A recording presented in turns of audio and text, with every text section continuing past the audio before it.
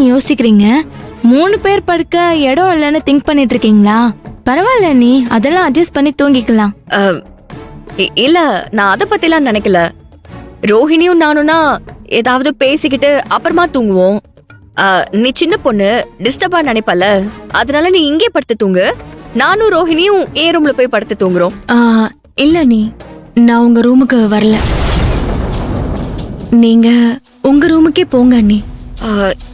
இல்ல ரோஹிணி, அங்க நான் மட்டும் தனியா இருக்கணும். நீ வந்தா எனக்கு கொஞ்சம் பேச்சு துணையா இருக்கும். அண்ணி, பேசுற மூட்ல நான் இல்ல அண்ணி. நீங்க வேணா ரேவதி உங்க ரூமுக்கு கூட்டிட்டு போறீங்களா? ஐயோ, நான் போக மாட்டேன். நான் உன் கூடவே இங்கேயே தூங்கிக்கிறேன். அண்ணி, எனக்கு உங்க ரூம்ல படுத்தா தூக்கமே வராது. வேணும்னா நீங்களும் இங்கே தூங்குறீங்களா? திட்டம் போட்டு என்ன நீ அவாய்ட் பண்றியா?